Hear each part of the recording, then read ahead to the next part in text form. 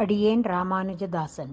ಒಂದು ದಿನ ರಾಮಾನುಜರು ನಾಚ್ಯಾರ್ ತಿರುಮೋಳಿ ಪ್ರವಚನ ನಡೆಸ್ತಿದ್ದಾಗ ಅದರಲ್ಲಿ ಪೆರಿಯಾಳ್ವಾರ್ ಅವರ ಮಗಳು ಆಂಡಾಳ್ ತಿರುಮಾಲಿರುಂಚೋಲೆ ದೇವರಿಗೆ ತನಗೂ ರಂಗನಾಥನಿಗೂ ಮದುವೆ ಆದ್ರೆ ನಿನಗೆ 100 ದೊಡ್ಡ ಪಾತ್ರೆ ಬೆಣ್ಣೆ ಹಾಗೂ 100 ದೊಡ್ಡ ಪಾತ್ರೆ ಕ್ಷೀರಾನ್ನ ಸಮರ್ಪಿಸುವುದಾಗಿ ಹೇಳಿದ ಪಾಶರವನ್ನ ಓದ್ತಾರೆ. ಗೋದಾದೇವಿ ರಂಗನಾಥನನ್ನ ಮದುವೆ ಆಗೋದಿಕ್ಕೆ ಅಂತ ಹೋದಾಗ ರಂಗನಾಥನಲ್ಲೇ ಐಕ್ಯವಾಗಿ ಬಿಡೋದ್ರಿಂದ ಆಕೆ ಹೇಳಿದ ಪ್ರಾರ್ಥನೆಯನ್ನ ಸಲ್ಲಿಸೋದಿಕ್ಕೆ ಸಾಧ್ಯವಾಗಿರೋದಿಲ್ಲ. ಇದನ್ನ ತಮ್ಮ ದಿವ್ಯ ಜ್ಞಾನದಿಂದ ಅರಿತ ರಾಮಾನುಜರು ತಿರುಮಾಲಿರುಂಚೋಲೆ ದೇವರಿಗೆ 100 ದೊಡ್ಡ ಪಾತ್ರೆ ಬೆಣ್ಣೆ ಹಾಗೂ ಕ್ಷೀರ ಅನ್ನವನ್ನ ಅರ್ಪಿಸಿ ಗೋದೆಯ ಪ್ರಾರ್ಥನೆಯನ್ನ ಸಲ್ಲಿಸ್ತಾರೆ. ಹೀಗೆ ಸಲ್ಲಿಸಿ ಆದಮೇಲೆ ಶ್ರೀವಿಲ್ಲಿಪುತ್ತೂರಿಗೆ ಹೋಗಿ ಶ್ರೀ ರಾಜಗೋಪಾಲನನ್ನ ಸೇವಿಸಿ ಅನಂತರ ಆಂಡಾಳ್ ಸನ್ನಿಧಿಗೆ ಬಂದು ನಿಂತಾಗ ಗೋದಾದೇವಿ, ನೀವು ನನ್ನ ಪ್ರಾರ್ಥನೆಯನ್ನ ಸಲ್ಲಿಸಿ ನನಗೆ ಅಣ್ಣನಂತೆ ಆದಿರಿ, ಇಂದಿನಿಂದ ನಿಮಗೆ ಕೋವಿಲ್ ಅಣ್ಣನ್ ಎಂಬ ಹೆಸರೇ ಪ್ರಸಿದ್ಧವಾಗಲಿ ಅಂತ ಹರಸಿ ತೀರ್ಥ ಪ್ರಸಾದ ಅನುಗ್ರಹಿಸಿ ಕಳಿಸ್ಕೊಡ್ತಾಳೆ. ಅಂದಿನಿಂದ ರಾಮಾನುಜರಿಗೆ ಕೋವಿಲಣ್ಣನ್ ಅಥವಾ ಗೋದಾಗ್ರಜ ಅನ್ನೋ ಹೆಸರು ಬರುತ್ತೆ. ಶ್ರೀವಿಲ್ಲಿಪುತ್ತೂರಿನಿಂದ ರಾಮಾನುಜರು ಆಳ್ವಾರ್ ತಿರುನಗರಿಗೆ ಹೋಗ್ತಾರೆ. ಆಳ್ವಾರ್ ತಿರುನಗರಿಯಿಂದ ನಮ್ಮಾಳ್ವಾರ್ ಅವರ ವಿಗ್ರಹವನ್ನ ಅಧ್ಯಯನೋತ್ಸವಕ್ಕಾಗಿ ಶ್ರೀರಂಗಕ್ಕೆ ವಿಜಯ ಮಾಡಿಸ್ಕೊಂಡು ಹೋಗೋ ಪದ್ಧತಿ ಇರುತ್ತೆ. ಆ ವರ್ಷ ನಮ್ಮಾಳ್ವಾರರ ವಿಗ್ರಹವನ್ನ ವಿಜಯ ಮಾಡಿಸ್ಕೊಂಡು ಹೋಗ್ತಿರುವಾಗ ಕಳ್ಳರು ಬಂದು ಆಳ್ವಾರರ ಆಭರಣಗಳೊಂದಿಗೆ ಮಧುರ ಕವಿ ಆಳ್ವಾರ್ ಎಂಬ ಹೆಸರಿನ ಅವರ ಶಟಗೋಪವನ್ನು ಕದ್ಕೊಂಡು ಹೋಗ್ಬಿಡ್ತಾರೆ. ಬರೀ ಉತ್ಸವ ವಿಗ್ರಹ ಮಾತ್ರ ಹಿಂದೆ ಬರುತ್ತೆ.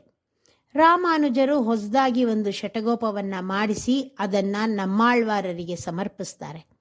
ನಮ್ಮಾಳ್ವಾರರ ಅನುಮತಿಯೊಂದಿಗೆ ಅದಕ್ಕೆ ರಾಮಾನುಜ ಅಂತ ಹೆಸರು ಇಡ್ತಾರೆ. ಇಂದಿಗೂ ಆಳ್ವಾರ್ ತಿರುನಗರಿಯ ಶಟಗೋಪಕ್ಕೆ ರಾಮಾನುಜ ಅಂತಾನೆ ಹೆಸರು. ಅಲ್ಲಿಂದ ಶ್ರೀರಂಗಕ್ಕೆ ಬಂದು ಅಲ್ಲೇ ಒಂದು ನಮ್ಮಾಳ್ವಾರರ ಮೂಲ ವಿಗ್ರಹ ಹಾಗೂ ಉತ್ಸವ ವಿಗ್ರಹಗಳನ್ನ ಪ್ರತಿಷ್ಠಾಪಿಸಿ ಅವುಗಳಿಂದಲೇ ಅಧ್ಯಯನೋತ್ಸವ ನಡೆಸ್ತಾರೆ. ಇಂದಿಗೂ ಅದೇ ಪದ್ಧತಿ ನಡ್ಕೊಂಡು ಬರ್ತಿದೆ. ಶಟಗೋಪಕ್ಕೆ ರಾಮಾನುಜ ಎಂಬ ಹೆಸರು ಕೊಟ್ಟಿದ್ದಕ್ಕೆ ಸಂತೋಷಿಸಿ ಶ್ರೀಶೈಲಪೂರ್ಣರ ಮಗನಿಗೆ ಕುರುಕೇಶ ಅನ್ನೋ ಹೆಸರಿಟ್ಟು ತಮ್ಮ ಅಭೀಷ್ಟವನ್ನು ನೆರವೇರಿಸಿಕೊಳ್ತಾರೆ. ಹೀಗೆ ಒಮ್ಮೆ ರಾಮಾನುಜರು ಕೇರಳದ ತಿರುವನಂತಪುರದಲ್ಲಿ ಅನಂತ ಪದ್ಮನಾಭನ ದೇವಾಲಯದಲ್ಲಿ ನಂಬೂದರಿಗಳು ಪೂಜೆ ಸಲ್ಲಿಸುತ್ತಿರುವುದನ್ನ ಬದಲಿಸಿ ಶ್ರೀ ವೈಷ್ಣವರನ್ನ ಪೂಜೆಗೆ ನೇಮಿಸಲು ಯೋಚಿಸಿ ತಿರುವನಂತಪುರಕ್ಕೆ ಹೊರಡ್ತಾರೆ. ಅವರ ಜೊತೆ ಅವರ ಶಿಷ್ಯರು ಇರ್ತಾರೆ. ಅವರಲ್ಲಿ ಒಡುಗನಂಬಿಗಳು ಇರ್ತಾರೆ. ರಾಮಾನುಜರು ಬರುತ್ತಿರುವ ವಿಷಯ ತಿಳಿದ ನಂಬೂದರಿಗಳು ದೇವರಲ್ಲಿ ತಮ್ಮ ಸೇವೆಯನ್ನ ಮುಂದೇನೂ ಸ್ವೀಕರಿಸಬೇಕು ಅಂತ ಬೇಡ್ಕೋತಾರೆ. ದೇವರು ಅವರ ಬೇಡಿಕೆನ ಒಪ್ಕೋತಾನೆ. ರಾಮಾನುಜರು ತಿರುವನಂತಪುರ ಸೇರಿ ರಾತ್ರಿ ಮಲಗಿರುವಾಗ ದೇವರು ಅವರನ್ನ ಅವರು ಮಲಗಿರುವ ಮಂಚದ ಸಹಿತ ಅನಂತಪುರದಿಂದ ತಿರುಕುರುಂಗುಡಿಗೆ ಕರೆದುಕೊಂಡು ಬಂದು ಬಿಟ್ಬಿಡ್ತಾರೆ. ರಾಮಾನುಜರು ತಮ್ಮನ್ನ ಬಂದು ಕೇಳಿದಾಗ ಇಲ್ಲ ಅನ್ನೋದಕ್ಕೆ ಸಾಧ್ಯವಾಗೋದಿಲ್ಲ ಅಂತಾನೆ ದೇವರು ಈ ಉಪಾಯ ಮಾಡಿರ್ತಾನೆ. ತಿರುಕುರುಂಗುಡಿ ಸಹ ಕಾವೇರಿ ದಡದಲ್ಲೇ ಇರೋದ್ರಿಂದ ಬೆಳಗ್ಗೆ ಎದ್ದ ರಾಮಾನುಜರಿಗೆ ತಾವು ಅನಂತಪುರದಲ್ಲಿ ಇಲ್ಲ, ತಿರುಕುರುಂಗುಡಿಯಲ್ಲಿದ್ದೀನಿ ಅನ್ನೋದು ತಿಳಿಯೋದಿಲ್ಲ. ಪ್ರತಿದಿನ ರಾಮಾನುಜರಿಗೆ ಸ್ನಾನ ಆದ ನಂತರ 12 ಪುಂಡ್ರಗಳಿಗಾಗಿ ತಿರುಮಣ್ಣನ್ನ ಕಲಸಿ ತಂದುಕೊಡೋದು ಒಡುಗನಂಬಿಯವರ ಕೆಲಸವಾಗಿರುತ್ತೆ. ರಾಮಾನುಜರು ತಾವು ಊರ್ಧ್ವ ಪುಂಡ್ರಗಳನ್ನ ಧರಿಸಿದ ನಂತರ ಒಡುಗನಂಬಿಗಳಿಗೂ ಮಿಕ್ಕ ತಿರುಮಣ್ ಕಾಪಿನಿಂದ ಹಣೆ ಮೇಲೆ ನಾಮ ಇಡೋದು ವಾಡಿಕೆಯಾಗಿರುತ್ತೆ. ಆ ದಿನ ಕೂಡ ರಾಮಾನುಜರು ಸ್ನಾನ ಮಾಡಿ ಬಂದು ತಿರುಮಣ್ ಕಾಪಿಗಾಗಿ ಒಡುಗ ಅಂತ ಕರೀತಾರೆ. ಆದರೆ ಒಡುಗನಂಬಿ ತಿರುವನಂತಪುರದಲ್ಲಿ ಇರ್ತಾರೆ. ಆಗ ರಾಮಾನುಜರು ಕರೆದಾಗ ತಿರುಕುರುಂಗುಡಿ ದೇವರೇ ಒಡುಗನಂಬಿಯ ರೂಪದಲ್ಲಿ ಬಂದು ರಾಮಾನುಜರಿಗೆ ತಿರುಮಣ್ಣನ್ನ ಕಲಿಸಿಕೊಡ್ತಾನೆ. ರಾಮಾನುಜರು ತಾವು ಧರಿಸಿ ನಂತರ ದೇವರಿಗೆ ಒಡುಗನಂಬಿ ಅಂತಾನೆ ತಿಳ್ಕೊಂಡು ತಿರುನಾಮವನ್ನ ಇಟ್ಬಿಡ್ತಾರೆ. ಒಡುಗನಂಬಿಗಳ ಜೊತೆಯಲ್ಲೇ ದೇವಸ್ಥಾನಕ್ಕೆ ಬರ್ತಾರೆ. ದೇವಾಲಯ ಪ್ರವೇಶಿಸುವ ಸಮಯಕ್ಕೆ ಸರಿಯಾಗಿ ದೇವರು ತನ್ನ ಅರ್ಚಾ ವಿಗ್ರಹಕ್ಕೆ ಹಿಂತಿರುಗ್ಬಿಡ್ತಾನೆ.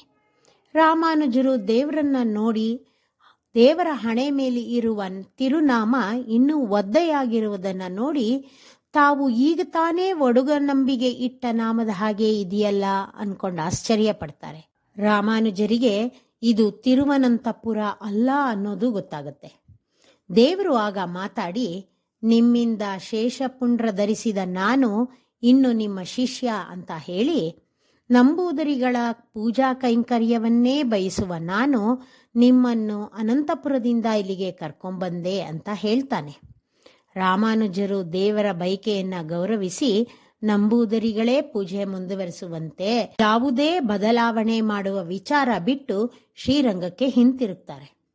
ಒಡುಗನಂಬಿ ರಾಮಾನುಜರನ್ನೇ ತಮ್ಮ ದೇವರು ಅಂತ ಭಾವಿಸಿದ್ದ ಶಿಷ್ಯರು ಒಮ್ಮೆ ರಾಮಾನುಜರ ಪೂಜಾ ಸಾಮಗ್ರಿಗಳನ್ನ ದೇವರನ್ನ ತೆಗೆದುಕೊಂಡು ಹೋಗುವಾಗ ರಾಮಾನುಜರ ಪಾದುಕೆಗಳನ್ನು ಜೊತೆಯಲ್ಲೇ ಇಟ್ಕೊಂಡು ಹೋಗ್ತಾರೆ.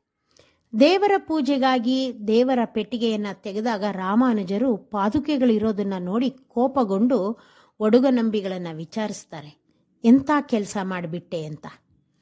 ಎಲ್ಲಾ ದೇವರು ಒಂದೇ ಅಂದಮೇಲೆ ನನ್ನ ದೇವರು ನಿಮ್ಮ ದೇವರಿಗಿಂತ ಹೇಗೆ ಕಡಿಮೆ ಅಂತ ಒಡುಗನಂಬಿಗಳು ರಾಮಾನುಜರನ್ನ ಪ್ರಶ್ನಿಸ್ತಾರೆ. ರಾಮಾನುಜರು ಇವರ ಗುರುಭಕ್ತಿಗೆ ಮೆಚ್ಚಿ ತಲೆದೂಗ್ತಾರೆ.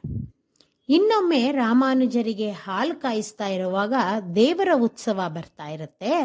ರಾಮಾನುಜರು ದೇವರ ಉತ್ಸವ ಬರ್ತಾ ಇದೆ, ನಮಸ್ಕಾರ ಮಾಡೋದಿಕ್ಕೆ ಬನ್ನಿ ಅಂತ ಕರೆದಾಗ, ನಿಮ್ಮ ದೇವರನ್ನ ನೋಡೋದಕ್ಕೆ ಬಂದ್ರೆ ನನ್ನ ದೇವರಿಗಾಗಿ ಕಾಯಿಸ್ತಿರುವ ಹಾಲು ಹೆಚ್ಚು ಕಾದು ರುಚಿ ಕಳೆದುಕೊಂಡ್ಬಿಡತ್ತೆ ಅಂತಾರೆ. ಇಂತಹ ಅಮೋಘ ಶಿಷ್ಯರನ್ನ ಹೊಂದಿದ್ರು ರಾಮಾನುಜರು. ಮುಂದಿನ ಸಂಚಿಕೆಯಲ್ಲಿ ಮುಂದುವರಿಸೋಣ. ಶ್ರೀಮತೆ ರಾಮಾನುಜಾಯ ನಮಃ.